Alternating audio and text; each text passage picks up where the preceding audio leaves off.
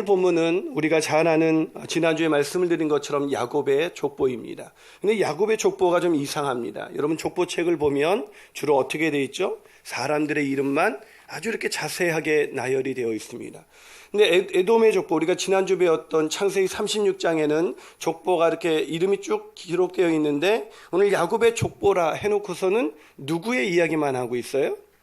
요셉이라는 한 소년의 이야기만, 그것도 아주 장황하고 길게 나열하고 있습니다. 이 창세기 37장부터 시작된 이 요셉이라는 한 소년의 이야기는 무려 창세기 50장까지 기록되어 있습니다. 창세기 50장 26절을 우리가 한번 같이 읽어볼까요? 자, 읽습니다. 시작. 요셉이 110세의 죽음에 그들이 그의 몸에 향재료를 넣고 애굽에서 입관하였더라. 자, 창세기 50장까지 바로 요셉이라는 한 소년이 자라서 죽을 때까지의 이야기, 즉 한 사람의 이야기가 오늘 이 야곱의 족보로 기록되고 있는 것입니다. 왜 그랬을까요? 요셉이 우리가 아는 것처럼 애굽의 총리가 된 것이 그렇게 엄청난 일이었기 때문일까? 그건 아닌 것 같습니다. 만약에 그렇다면 에돔의 족보, 에서의 족보야말로 거기서는 족장들이 나왔고 왕들이 나와서 그런 에돔 족속을 이룰 만큼 어마어마한 민족이었기 때문에 기록할 사람들이 참 많았을 거예요. 그럼 왜 도대체 요셉의 한 소년의 이야기를 이렇게 성경은 장황하고 길게 그것도 자세하게 기록하고 있는 것일까요? 그것은 야곱의 족보가 그냥 사람들이 사는 세상에서 출세한 사람들의 이야기가 아니라 바로 하나님이 선택한 하나님의 비전을 꿈꾸며 살아간 한 사람의 이야기이기 때문입니다. 그러기에 우리는 오늘부터 들려지는 이 요셉의 이야기를 통해서 도대체 비전이 무엇인지, 그 비전을 우리가 어떻게 이룰 수 있는지를 배울 수가 있는 것입니다. 사랑하는 여러분, 그렇다면 도대체 꿈 너머의 꿈, 진정한 비전은 무엇일까요? 진정한 비전의 첫 번째 특징은 비전은 하나님이 보여주신 그림이라는 것입니다. 비전은 누가 보여주신 그림이라고요? 하나님이 보여주신 그림. 여러분, 다시 말해서 비전은 인간이 꿈꾸고 인간이 생각해낸 것은 비전이 아니라는 것입니다. 자, 오늘 본문에 보면 요셉이 어떻게 비전을 갖게 됐습니까? 어떻게 꿈을 꾸게 됐어요? 자, 오늘 본문 6절과 7절을 다 같이 한번 읽어볼까요? 자, 6절과 7절입니다. 같이 읽습니다. 시작. 요셉이 그들에게 이르되 청하건대 내가 꾼 꿈을 들으시오. 우리가 밭에서 곡식단을 묶더니 내 단은 일어서고 당신들의 단은 내 단을 둘러서서 절하더로이다. 자, 이게 무슨 꿈입니까? 이게 무슨 꿈을 의미하는지 사람들은 다 알고 있었어요. 왜냐하면 그 당시 사람들에게 꿈을 통해서 신의 계시를 받는다는 것은 일반적인 하나의 통로였거든요. 그래서 사람들은 꿈을 꾸면 그 꿈에 대한 상당한 의미를 부여하면서 그 꿈이 무엇인가를 해석하길 원했는데, 그래서 꿈에 대한 해석이 발달된 시대였습니다. 자, 이 형들의 단이 일어서서 자신의 단에게 절하더이다. 이 꿈이 무슨 꿈이었는지 우리는 형들의 반응을 보면 쉽게 알 수가 있습니다. 자, 본문 8절입니다. 자, 형들의 반응 같이 읽겠습니다. 시작. 그의 형들이 그에게 이르되 내가 참으로 우리의 왕이 되겠느냐? 참으로 우리를 다스리게 되겠느냐? 자, 요셉이 무슨 꿈을 꾼 것입니까? 예, 왕이 되는 꿈, 그것도 형제들을 다스리는 그런 지도자가 되는 꿈을 꾼 것입니다. 여러분, 형들의 입장에서 얼마나 황당했을까요? 여러분, 그런데 더 황당한 것은 본문 9절입니다. 자, 본문 9절을 한번 읽어볼까요? 있습니다. 시작. 요셉이 다시 꿈을 꾸고 그 형들에게 말하여 이르되 내가 또 꿈을 꾼즉 해와 달과 11별이 내게 절하되. 자, 요셉이 반복해서 어떤 꿈을 꾸고 있습니까? 예, 왕이 되는 꿈, 그것도 형제들은 물론 자신의 부모들까지도 다스리는 그런 지도자가 되는 꿈을 꾸고 있는 것입니다. 여러분, 이것은 말도 안 되는 꿈이었습니다. 왜냐고요? 지도자가 되려면, 적어도 형들을 다스리는 지도자가 되려면 형들에게 인정을 받아야 되잖아요. 근데 요셉은 형들에게 인정받았습니까? 아닙니다. 오늘 본문 4절을 한번 읽어볼까요? 자, 4절입니다. 시작. 그의 형들이 아버지가 형들보다 그를 더 사랑함을 보고 그를 미워하여 그에게 편안하게 말할 수 없어. 형들은 요셉을 미워했습니다.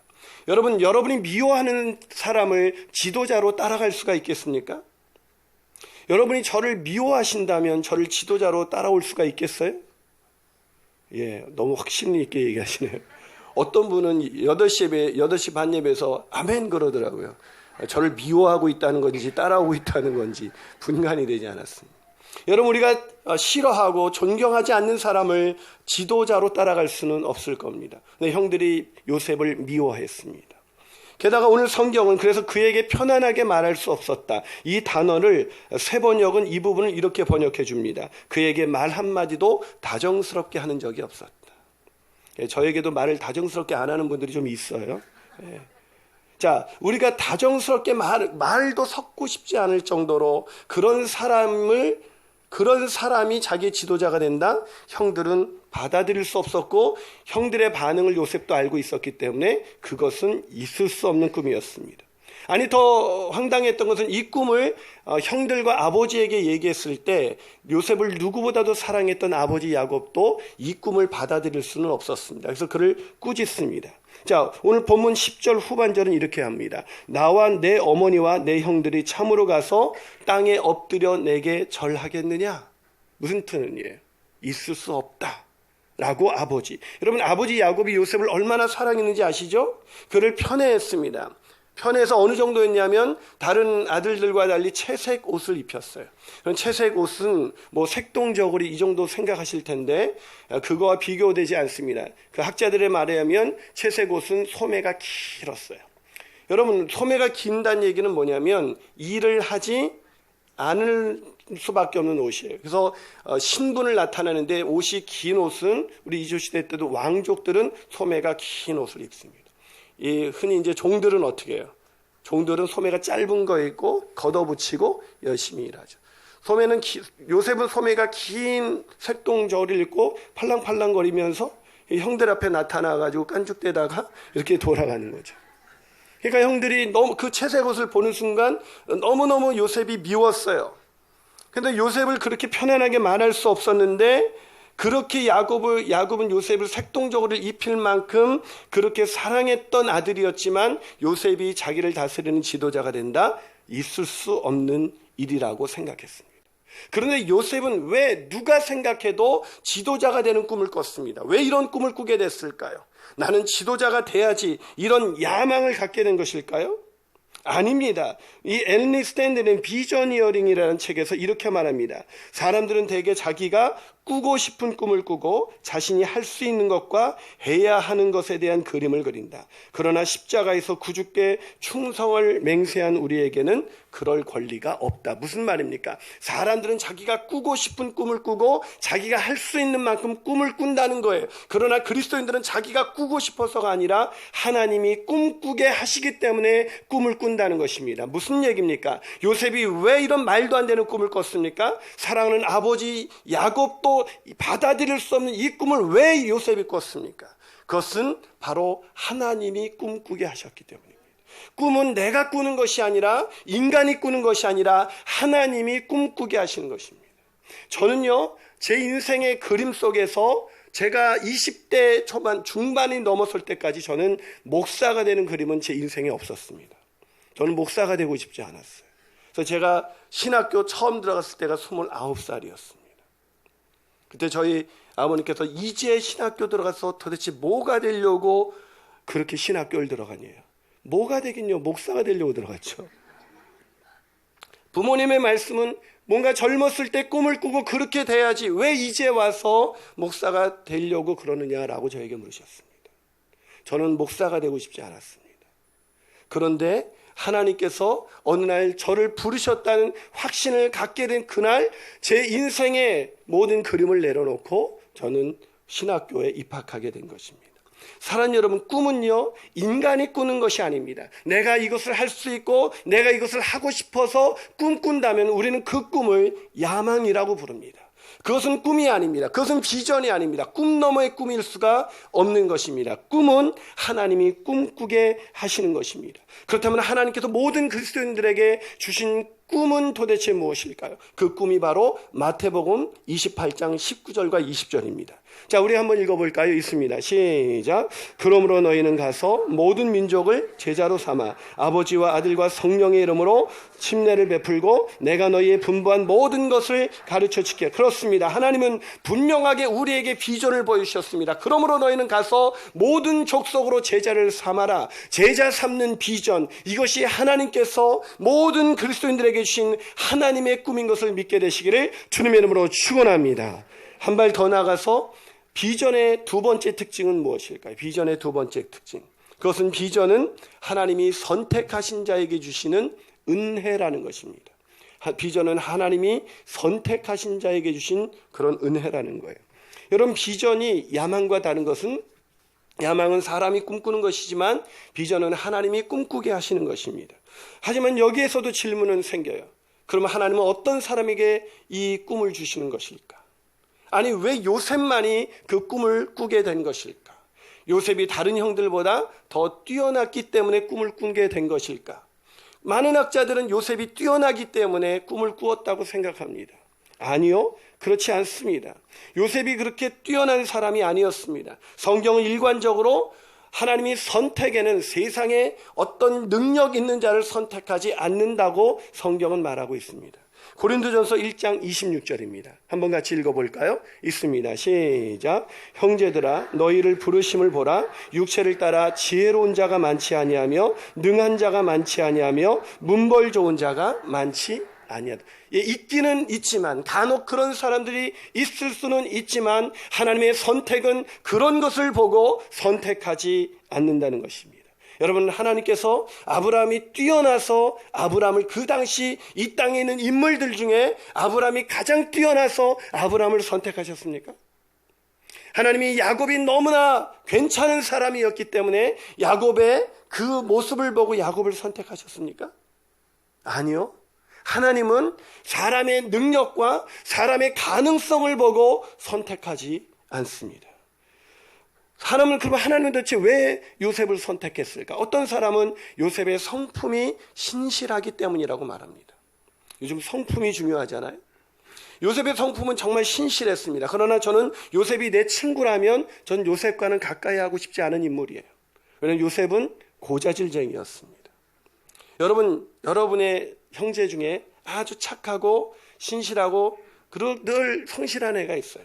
근데 내 옆에 있다가 내가 잘못하는 것을 일거수일투족을 부모에게 다 일러 바치는 그 아이가 지극히 사랑스러우십니까? 예, 벌써 그냥 나오죠. 아마 그런 아이가 있다면 그 아이는 인간관계의 기본적인 방법을 모르는 아이예요. 그 요셉이 갖고 있는 그 모든 훌륭한 성품이 아무것도 아닌 것처럼 여겨지게 하는 것이 바로 고자질입니다. 여러분, 이 고자질이 얼마나 심했는지 오늘 본문 2절에 그가 그들의 잘못을 아버지에게 말하더라 라는 이 단어가요, 제가 원문을 찾아보니까 미완료 시제로 되어 있습니다. 미완료 시제란 계속해서 반복을 의미하는 그런 느낌을 줄 때 사용하는 시제입니다. 다시 말해서 요셉은 한두 번 그런 것이 아니라 늘 형들하고 어울리면서 놀 때는 그 채석을 입고 막 팔랑팔랑거리면서 나와가지고 형들한테는 아무 말 못하다가 그걸 잘 기억하고 있다가 아버지에게 가서 다 일러 바친 것입니다. 이 아이는 어떤 아이였습니까? 정의감은 있었으나 소심하고 비겁한 아이였습니다. 게다가 표현할 말과 표현하지 말아야 할 말이 무엇인지 분간하지 못하는 사람이었습니다. 그래서 형들은 요셉을 미워하고 다정스럽게 말할 수가 없었던 거예요. 그런데 왜 하나님은 이런 요셉을 선택하신 것일까요? 왜 이런 요셉을 꿈꾸게 하신 것일까요? 아니, 왜 본문은 이런 고자질쟁이를 하나님이 선택했다고 말하고 있는 것일까요? 이에 대해서 조지 바나는 비전 있는 지도자, 비전 있는 사역에서 이렇게 말합니다. 비전은 하나님께서 그의 택하신 종에게 보여주시는 것이다. 무슨 말입니까? 비전은 하나님의 주권적인 선택이라는 것입니다. 그것은 하나님, 인간이 잘나서가 아니라 하나님이 선택하신 하나님의 은혜라는 것입니다. 그래서 조지 바나는 계속해서 이렇게 말합니다. 하나님은 스스로 미래관을 만들어내며 계획하는 인간의 능력에 의존하지 않고 하나님의 비전을 지도자에게 전달하신다. 여러분, 이 시대의 지도자가 뛰어나서 지도자가 되는 것이 아닙니다. 지도자가 되는 것은 하나님의 주권적인 선택의 은혜입니다. 은혜가 무엇입니까? 자격 없는 자에게 거저 주어지는 하나님의 선택이라는 거예요. 저는 제 자신을 봐도 그래요. 제가 목사답고 목사다운 그런 정의감과 목사다운 성품과 목사다운 기질이 다 있기 때문에 하나님이 저를 부르신 것이 아니라는 것을 누구보다도 저 자신은 잘 알고 있습니다. 저는 어쩌면 날마다 이 강단에 서면서 내가 과연 목사다운가라는 질문을 던질 때마다 사실은 거기에 예라고 대답할 수 없는, 아니 나 같은 사람은 적어도 목사가 돼서는 안 된다고 생각할 만큼 죄 안에 죄가 있습니다. 그런데도 하나님께서 저를 선택하신 것은 이것은 은혜라고 밖에 말할 수가 없는 것입니다. 에베소서 3장 7절은 말합니다. 이 복음을 위하여 그의 능력이 역사하시는 대로 내게 주신 하나님의 은혜의 선물을 따라 내가 일꾼이 되었도다. 사도 바울과 같이 그렇게 탁월한 사람도 내가 하나님의 일꾼이 된 것은, 내가 청지기가 된 것은, 내가 교회에서 이 부르심을 따라 내가 청지기로 일꾼으로 쓴 것은 내가 능력이 있어서가 아니라 은혜의 선물을 따라 부르신 하나님의 주권적인 선택이었다고 말하는 것입니다. 사랑하는 여러분, 저와 여러분이 하나님을 위해서 일할 수 있는 것은 은혜라는 것을 기억하셔야 합니다. 우리가 잘나서 우리가 능력이 있고 거기에 은사가 있어서 이 일을 감당하는 것이 아니라는 것을 아셔야 합니다. 우리는 모두가 하나님의 은혜의 선물을 따라 나같이 하나님을 대적했던 인간이 하나님의 나라와 하나님의 의를 위해서 일할 수 있는 사람이 된 것입니다. 마지막으로 이 비전은 도대체 어떤 특징을 갖게 되는 것일까요? 비전의 마지막 특징은, 비전은 하나님의 계획을 찾아가는 과정이라는 것입니다. 비전은 뭔가 확정된 그림이 아니라 하나님의 계획을 찾아가는 과정인 것입니다. 하나님께는 이미 완전한 그림이 있지만 그 그림을 완전히 이해할 수 없는 우리에게는 그 계획을 날마다 더 찾아가는 한 과정일 뿐이라는 거예요. 앤디 스탠리가 비저니어링이라는 책에서 비전에 대해서 이렇게 말을 했습니다. 하나님은 비전 안에서 우리를 자라게 하신다. 비전 안에서 우리가 성장한다. 비전은 과정이 있다는 것입니다. 무슨 말입니까? 하나님이 주신 그 꿈을 꾸었다고 해서 그 꿈을 우리가 완벽하게 이해하거나 그 꿈을 실현할 수 있는 준비가 단번에 되는 것은 아니라는 것입니다. 그것은 요셉도 마찬가지였습니다. 자, 오늘 본문 5절을 우리 다시 한번 읽어볼까요? 본문 5절입니다. 자, 있습니다. 시작. 요셉이 꿈을 꾸고 자기 형들에게 말하매 그들이 그를 더욱 미워하였더라. 자, 요셉이 꿈을 꾸고 누구에게 말했어요? 형들에게 말했습니다. 여러분, 어떤 태도로 말했을까요? 요셉이 꿈을 꾸고 나서 형들에게 가서 어떻게 말했을까요? 형들 한번 모여보세요. 내가 어저께 무슨 꿈 꿨는지 아세요? 내가 형들의 왕이 되는 꿈을 꿨습니다. 저는 왕이 됩니다. 이제부터 저에게 잘 보이시기 바랍니다. 저 미워하지 마시고, 미워하면 내가 왕이 되는 날 끝나는 거예요. 뭐 이제 이렇게 하면서 그렇게 뻐기면서 얘기했을까요? 여러분, 우리가 그렇게 얘기했는지 안 했는지 우리가 지금 이 본문만 봐서는 알 수가 없습니다. 왜냐하면 형들은 요셉을 아주 못마땅하게 생각했기 때문에 도대체 이 형들에게 요셉이 어떤 태도로 말을 했을까? 우리가 이것을 이해하기 위해서는 본문 9절을 다시 한번 읽어야 합니다. 여러분, 오늘 창세기 37장 이 부분이 결코 쉬운 본문이 아닙니다. 자, 9절을 같이 읽어봅니다. 9절 시작. 요셉이 다시 꿈을 꾸고 그의 형들에게 말하여 이르되 내가 또 꿈을 꾼즉 해와 달과 11별이 내게 절하더이다. 자, 이상하지 않습니까? 요셉이 처음 꿈을 꾸고 형들에게 얘기했을 때 어떤 피드백을 들었어요? 어떤 반응이 왔죠? 더 미워하게 됐습니다. 그러지 않아도 다정하게 말하는 적이 없었던 형들이 이제는 노골적으로 미움을 표현할 정도였습니다.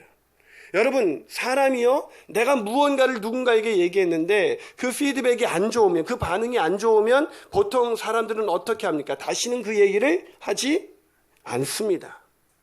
근데 요셉이 또다시 형들에게 말합니다. 이번에는 형들뿐만 아니라 아버지가 있는 자리에서 말합니다. 뭐라고 말을 해요? 형들에게 말하되 꿈을 꾸고 내가 해와 달과 11별이 내게 절합니다. 왜 이 얘기를 또 꺼냈을까요? 피드백이 안 좋은데, 반응이 안 좋은데 이 얘기하면 더 미움을 당할 것이 뻔한데 왜 요셉은 이 얘기를 또 꺼낸 것일까요? 이런 태도였을까요? 이번엔 아버지도 한번 와보세요. 내가 왕이 됩니다. 이번은 확실합니다. 2번이에요. 2번이나 꿈꿨기 때문에 이건 분명한 겁니다. 아버지도 저에게 잘 보이세요. 이렇게 얘기한 걸까요? 아닙니다. 요셉이 또다시 꿈을 꾸고 혼자 간직하지 않은 상태에서 할 수도 있었는데, 형들과 아버지에게 말한 것은 이 꿈이 자기 자신이 생각해도 도저히 이루어질 수 없는 꿈이었기 때문입니다. 요셉은 자기 자신을 누구보다도 잘 아는 그런 소심한 아이였습니다. 야망을 가진 아이가 아니었습니다. 형들의 잘못을 그 앞에서 말하지 못하고 바로 아버지에게 몰래 일러 바치는 그런 소심한 그런 겁쟁이였습니다. 그 아이가 당당하게 꿈을 꿨다고 해서 피드백이 안 좋은데, 반응이 안 좋은데 가서 말한다, 그건 있을 수 없는 일입니다. 요셉은 이해가 되지 않았던 것입니다. 왜 하나님께서 이런 꿈을 주셨을까? 내가 이렇게 꿀 수 있는 사람이 아닌데, 내가 지도자가 될 수 있는 사람이 아닌데 왜 하나님이 이런 꿈을 주셨을까? 이해할 수 없었습니다. 만약에 요셉이 이 꿈을 그대로 지도자가 되는 것으로 받아들였다면 요셉은 형들에게 팔려 노예로 갔을 때 자기의 인생을 포기했을 겁니다. 그 꿈은 개꿈이었구나 하고 접었을 겁니다.